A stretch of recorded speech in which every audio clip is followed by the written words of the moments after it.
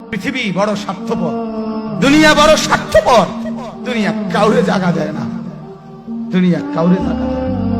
এত মজবুত পাইলিং করে যেই বিল্ডিং বানাইলাম, দুনিয়া তারে থাকতে দেয় না। যা বেটা যা, যা তুই লাথি দিয়া বাড়ি করে যা, কবরে যা, কবরে যা। দুনিয়া কাউরে থাকতে দেয়। দুনিয়া কত ক্ষমতা ধরকে মাটির নিচে ফেলায় দিছে, দুনিয়া কত সম্পদ আলাকে মাটির নিচে ফেলে দিছে, দুনিয়া কত সুন্দরী নারীকে মাটির নিচে ফেলায় দিছে, মাটির সাথে রেজা রেজা করে ফেলছে।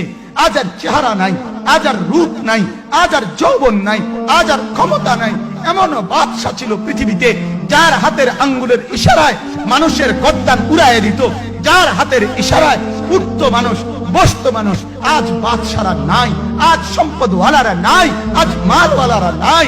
দুনিয়া কাউরে থাকতে দেয় না, কাউরে না দোস্ত, কাউরে দেয় না। দুনিয়া দাদারে আমার থাকতে দেয় নাই। আমার দাদারে আমি দেখছি, আজ আমার দাদা নাই। আমার নানারে আমি দেখছি, আমার নানা নাই। আমার দাদিরে আমি দেখছি, আমার দাদি নাই। আমার নানিরে আমি দেখছি, আমার নানি নাই। আমার বাবারে আমি দেখছি, 14 লক্ষ টাকা বাবার পেনশনের আমি সব ডাক্তারের পিছনে খরচ করে ফেলছি, বাড়ির ফসলের জমি বিক্রি করে ফেলছি। আমার বাপ যেন না মরে বারবার বারবার হসপিটালে নিছি, কিন্তু দুনিয়া আমার বাপকে থাকতে দেয় নাই। আমার বাপ কবরে চলে গেছে। দুনিয়া কাউরে থাকতে দেয় না, কাউরে না, কাউরে না, কাউরে না, কাউরে না। আমার বাপ দুনিয়া কাউরে থাকতে দেয় না। তুমি থাকবা না, তুমি থাকবা না। দুনিয়ার ধোকায় পড়ো না বাপ, দুনিয়ার ধোকায় পড়ো না। মাকে বুঝান, আজ মারা বেসামাল হয়ে গেছে, আজ বোনেরা বেসামাল হয়ে গেছে, বেপরদার উৎসব তুলে দিছে। এটা যেন আল্লাহর সাথে যুদ্ধ করছে। আল্লাহ করোনা না, তুমি আরো কিছু দাও, আমরা বেপরদিকে ছাড়বো না।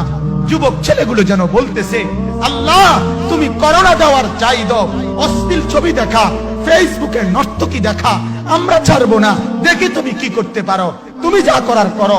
দোকানদার ব্যবসায়ীরা হারামের লেনদেন করা বন্ধ করছে না, সুদখোর সুদ ছাড়ছে না, ঘুষখোর ঘুষ ছাড়ছে না, নাফরমান আর জিনাকার ব্যভিচারী এরা কেউ কিছু ছাড়ছে না। বেহায়ার বেপর্দা নারী তার অশ্লীলতার বেহায়াপনা ছাড়ছে না। মুসলমান তার ঘরে টেলিভিশনের নর্তকীর আওয়াজ তো বন্ধ করছে না। হায় করোনা কিভাবে যাবে, আযাব কিভাবে যাবে বলেন, বলেন, বলেন আপনি। আমার বাপ ফেরাউনের উপরে তো আযাব এতদিন ছিল না, নমরুদের উপরে আযাব এতদিন ছিল না, সাদ্দাদের উপরে আযাব এতদিন ছিল না, কারুনের উপরে আযাব এতদিন ছিল না, লূত আলাইহিস সালামের কওমের উপরে আযাব এতদিন ছিল না, হুদ আলাইহিস সালামের কওমের উপরে আযাব এতদিন ছিল না, নূহ আলাইহিস সালামের কওমের উপরে এতদিন আযাব ছিল না। আজ আমরা মালিককে এই পরিমাণ নারাজ করছি, মালিক এত বেশি নারাজ। আজ 1 বছর হয়ে গেছে, 1 বছরের চাইতে বেশি হয়ে গেছে, কই করোনার মহামারীর আযাব তো যাচ্ছে না, গেছে গা বলে। আমাদের লক্ষ লক্ষ বাচ্চার পড়ালেখা বন্ধ, এরা নষ্ট হওয়ার চূড়ান্ত পর্যায়ে পৌঁছে গেছে। মোবাইল এদেরকে শেষ করে দিছে। লক্ষ লক্ষ ছেলে। গতকালকে এক মা আমার আত্মীয় ফোন দিয়া বলতেছে, সকাল 10টায় বাচ্চাটা ঘর থেকে মোবাইল লইয়া বাইর হইছে, রাতের 10টায় মা তারে ফোন দিয়া বলছে, বাপ ঘরে আসতি না, ভাত খাইতি না। বাচ্চা তারে বলতেছে, তোমার অসুবিধা কি, তোমার সমস্যা কি? মা এই কথা বইলা কায়দা দিছে যে শোনেন হুজুর কদুর দোয়া করো। এক বাচ্চা, এক ছেলে, সে যদি তার মাকে কথা বলতে পারে, তার মানে গুনাহ তারে এত মজা দিয়া দিছে, ফেসবুক তারে এত মজা দিয়া দিছে, ইউটিউব তারে এত মজা দিয়া দিছে, নর্তকী তারে এত মজা দিয়া দিছে, গুনার দৃশ্য তারে এত মজা দিয়া দিছে, সে মাকে ধমক দিচ্ছে। রাত 10টা বাজলে কি হইছে, রাতের 3টা পর্যন্ত দেখলে তোমার সমস্যা কি? আমার আখিরাত আমি নষ্ট করলে তোমার অসুবিধা কি? আমার জাহান্নাম আমি ঠিক করে নিলে তোমার সমস্যা কি?